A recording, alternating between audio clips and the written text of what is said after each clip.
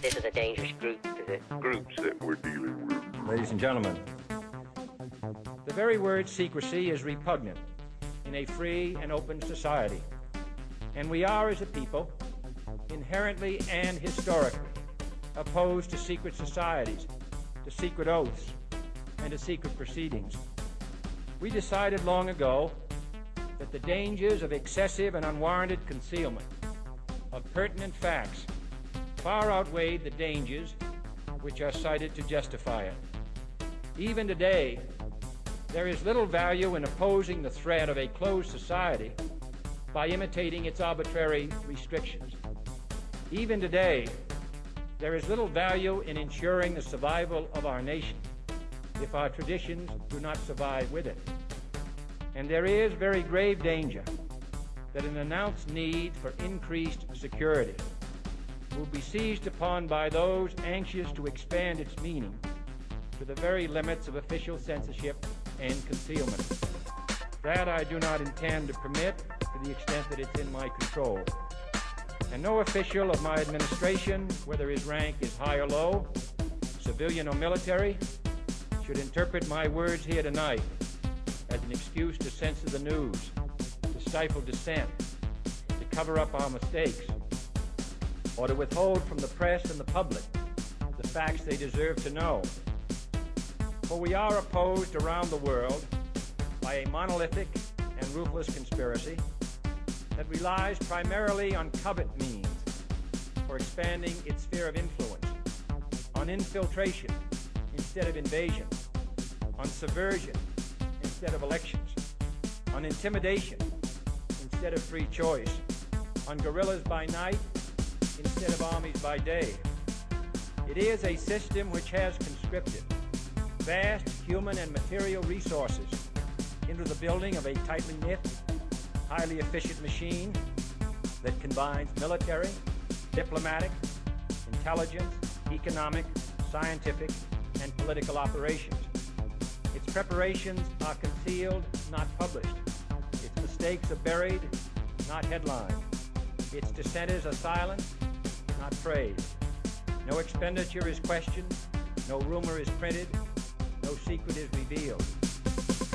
No president should fear public scrutiny of his program, for from that scrutiny comes understanding, and from that understanding comes support or opposition, and both are necessary. I am not asking your newspapers to support an administration, but I am asking your help in the tremendous task of informing and alerting the American people, for I have complete confidence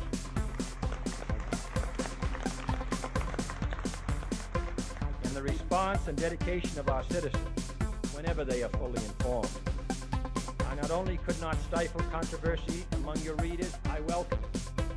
This administration intends to be candid about its errors, for as a wise man once said, an error doesn't become a mistake until you refuse to correct it. We intend to accept full responsibility for our errors, and we expect you to point them out when we miss them. Without debate, without criticism, no administration and no country can succeed, and no republic can survive. That is why the Athenian lawmaker Solon decreed it a crime for any citizen to shrink from controversy.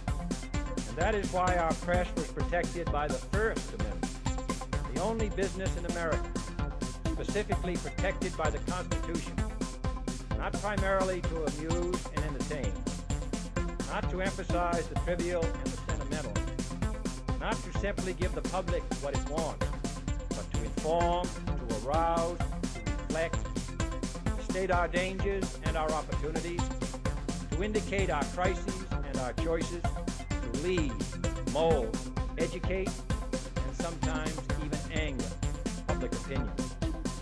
This means greater coverage and analysis of international news, for it is no longer far away and foreign, but close at hand and local. It means greater attention to improved understanding of the news, as well as improved transmission. And it means, finally, that government at all levels must meet its obligation to provide you with the fullest possible information outside the narrowest limits of purity. And so it is to the printing press, to the recorder of man's deeds, the keeper of his conscience, the courier of his news, that we look for strength and assistance, confident that with your help, man will be what he was born to be, free and independent.